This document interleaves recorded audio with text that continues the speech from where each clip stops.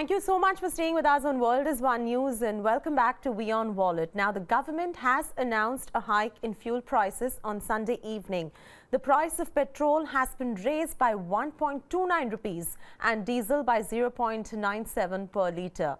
Anxious customers queued up at fuel stations to get their vehicles refilled on Sunday hours before the new price came into effect. Less than a month back, petrol prices were raised by 2.21 rupees a litre and price of diesel was hiked by 1.79 rupees on December 17th.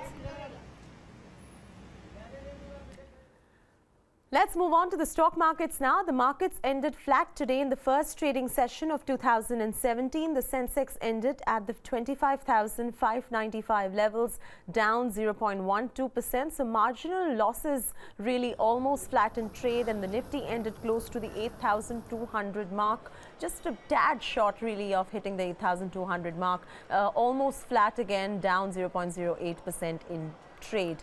The rupee closed at 68.09 to the dollar and crude oil ended up almost 0.5% in trade today. Now, after the private banks announced rate cuts, the BankX bled on the bosses and shed 1.18% in trade. The Nifty PSU Bank Index also saw pressure coming in and ended down 2% in trade today. Let's go over to Mr. Lavlesh Sharma, who's the markets analyst, who is joining by to give us a sense of how the Indian markets will really pan out to be in the year 2017. Now, Mr. Sharma, good evening.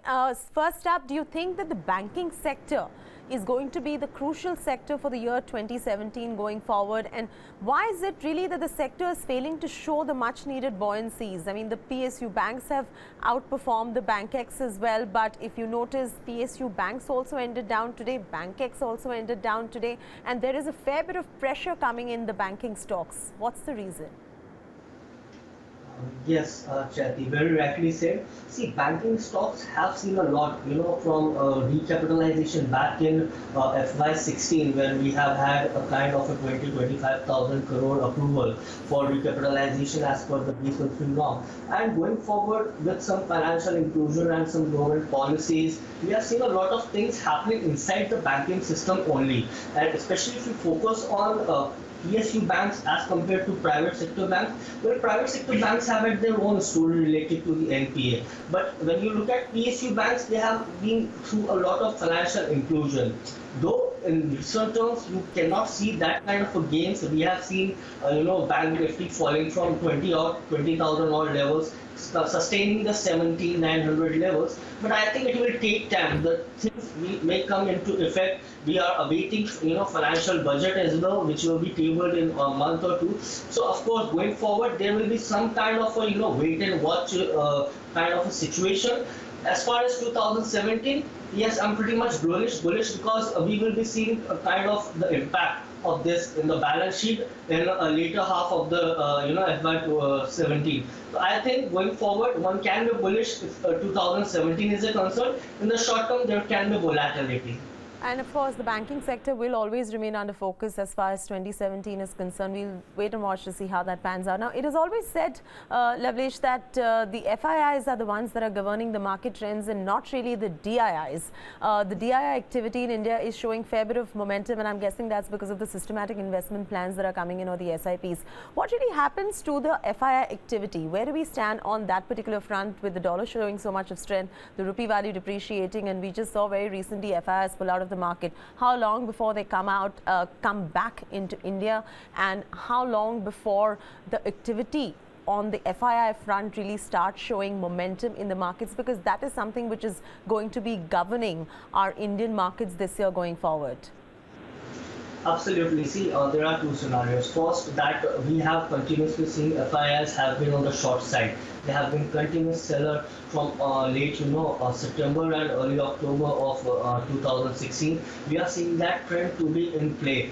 Recent data also suggests that FIIs has been on a selling spree, though they have covered some of the positions by going, having call options on the long side. But of course, their net position is on the downside. As far as how long it will take them to come back? Well, in the recent terms, when we have seen dollar index appreciating, and specifically when we have seen a kind of a capital outflow from the country. So in recent terms, we are still in a wait and watch. FIIs, in fact, would wait for financial budget, what are the policies and how it will be pan out. And of course, after the budget, with some kind of a correction from current levels, FIIs may come back, but in the short term, of course, I don't see any kind of a trigger, any kind of a positive momentum from the government side, or some kind of a levels in the market. Technically as well, we don't see any kind of a bottom in place in the near term. So of course, FIIs may come back, but in near term, we are not very sure that it is about time.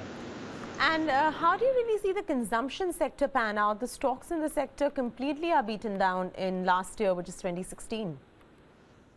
See, consumption stocks, yes, due to demonetization, yes, there has been an effect. It might be seen in Q3 and Q4 of FY16, and going forward 3 months as well. It will take time. There are some stocks which are good at current levels. There may be some kind of a value buying coming in, but I don't think anyone would play a very large bet on the current valuations, because if the story is still on, we have seen 3 months, now we are going to see 3 months more. The liquidity will be very important. RBI on its part as well has said that it may take some time to provide that ample liquidity in the market. Consumption stocks, during February, I think may see some kind of a value buying because of the lower levels. But currently, I think there has to be a sell on rise strategy, because the levels which we are seeing in these kind of stocks has been very suitable for bears. So going forward, I think sell on rise will be the strategy in consumption stocks as well.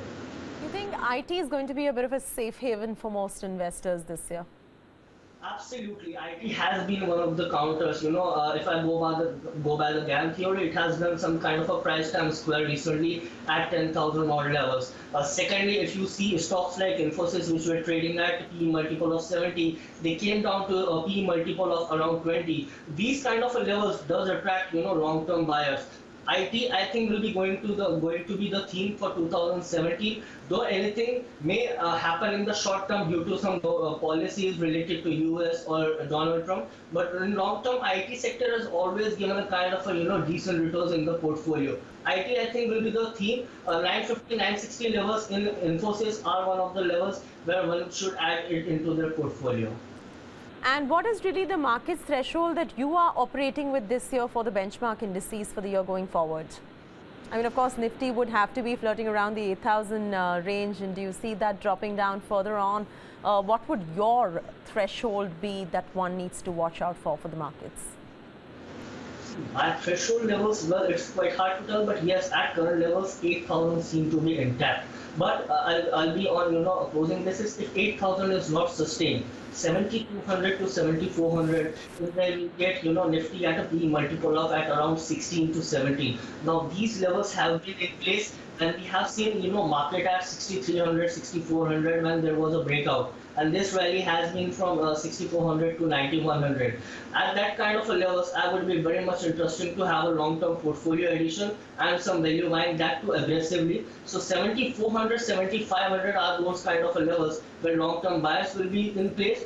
Going forward, I think the market is for short-term traders who would like to see sell on rise strategy. 8,400, 8,300, still see some kind of a short build-up on the call side. So I think these will be the levels which we have to watch.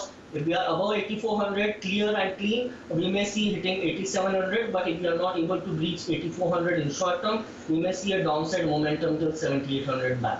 When that happens, do you think that it will be a good time for investors and traders alike to go bottom fishing at those levels? And do you see resilience coming in from there on for recalibration going forward in the second half of the next year?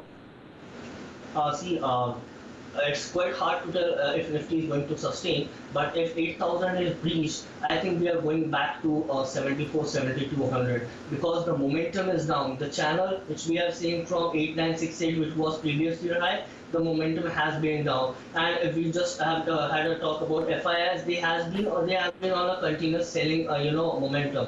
So I don't think any kind of a recalibration or any kind of a positive momentum in near term.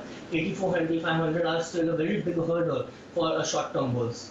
What's your sense really on the dollar rally? Are the markets prepared for a dollar rally? We already have seen a 10% appreciation on that index. Where do you see this going from here on? I think dollar index is now at around 103 odd levels. Do you see a further uptick going forward this year? Absolutely, the kind of a levels 100, 101 were very stiff resistance for dollar. We haven't seen that kind of levels in the last few years. And as soon as we have seen it going above 100 and sustaining there, I think they're still are going to. We have had US GDP data at 3.6%. This is kind of a very very positive data which is coming in and. All right, we've lost the connection with Lovely Sharma right there. Just to wind up, he did mention that Nifty would find support this year going forward at the 7,400 levels, and that's the threshold we will be working with. But all in all, a good year ahead for the Indian markets going forward, with the banking sector coming a little bit under pressure. On that note, it's a good time now for us to say goodbye to you on WION Wallet. We will see you tomorrow morning at 9:30 a.m. Thank you so much for tuning into World is One News.